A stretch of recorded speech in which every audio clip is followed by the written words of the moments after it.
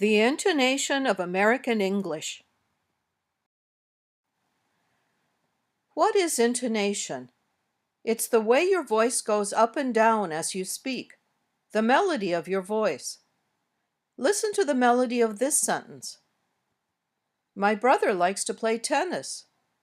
My voice went up a little on brother, then back down, and up on tennis, and finally down at the end. Intonation is important when you speak. It can tell listeners whether you're making a statement or asking a question. It can tell about your feelings, whether you're happy, sad, angry, or surprised. It can tell the listener whether you're finished speaking or you still want to talk some more. Different languages have different kinds of intonation. Some have intonation that's fairly flat and doesn't go up and down very much. Some are more up and down and have a wider range of pitch. The intonation of English is more like the second kind. It goes up and down quite a bit. As you're practicing, don't be afraid to let your voice go up and down. Let's look at the different kinds of sentences and the intonation patterns they usually have. Statements in English usually have this intonation pattern. Your voice goes up on an important word near the end of the sentence, then goes down at the end. Try saying these sentences. My brother likes to play tennis. Playing tennis is good exercise. I'd like to learn to play tennis someday.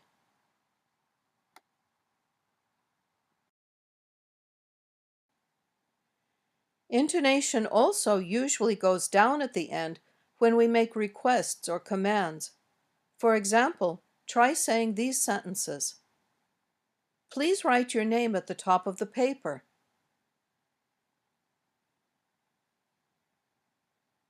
Go ahead and have a seat.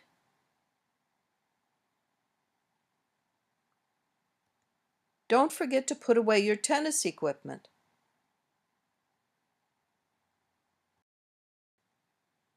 But the intonation of requests and commands can vary a lot. Some requests are in the form of a question. These usually go up at the end, as most yes/no questions do. Can you help me? Could you come to my office, please? Would you mind putting out your cigarette?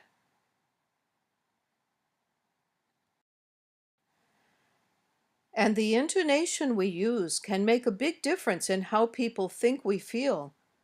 Listen to 3 ways of saying the same request. Can you tell that each one shows a different feeling or emotion? Sit down. Sit down.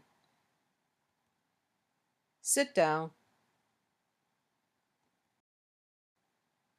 It's clear that simple intonation marks don't tell the full story of how the melody of your voice sounds. We put a lot of feeling into our words, and that's often hard to describe. Now let's look at the intonation of different kinds of questions. First, yes/no questions, the ones that can be answered with yes or no.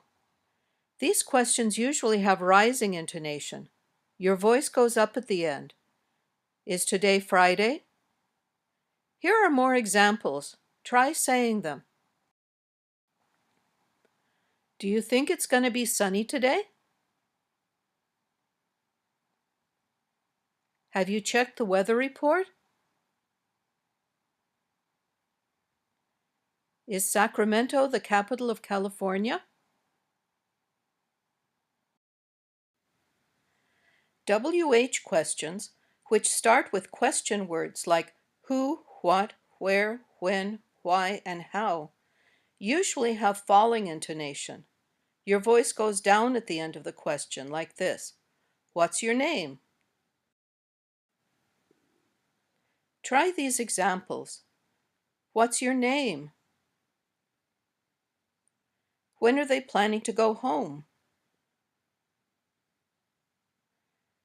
Why did you decide to become a teacher?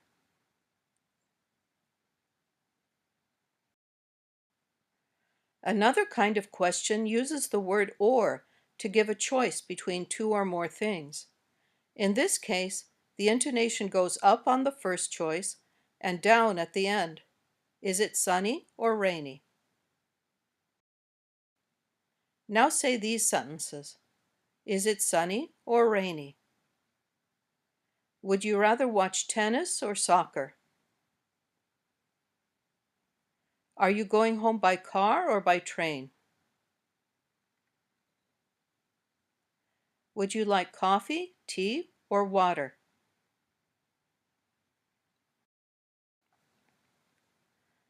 Finally, let's look at tag questions, which start with a statement and have a short question part at the end, like, your name is Anne, isn't it? Or, your name is Anne, isn't it? We can say these questions with two different kinds of intonation, and the intonation changes the meaning of the question.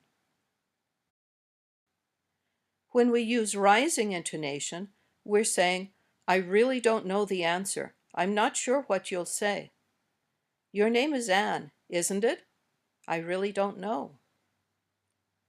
When we use falling intonation, we're saying, I already know the answer, but I'm just double checking. I'm pretty sure you'll say yes. Your name is Anne, isn't it? We often use this falling intonation when we're just making conversation, like this. Nice weather, isn't it?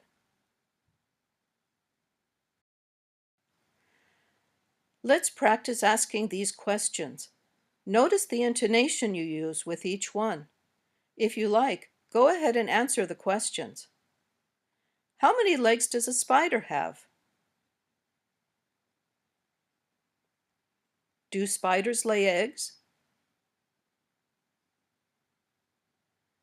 Which has more legs, a spider or an ant?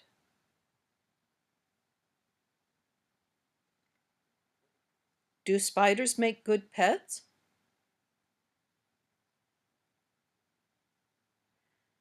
Some spiders are poisonous, aren't they? Or, some spiders are poisonous, aren't they?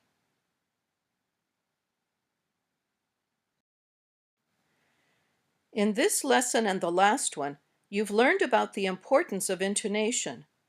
Besides helping listeners understand your feelings and letting them know when it's their turn to speak, it can tell them about whether you're telling them something or asking a question. Intonation is very complicated, but very useful in getting our meaning across and making our words sound more natural. Intonation is important.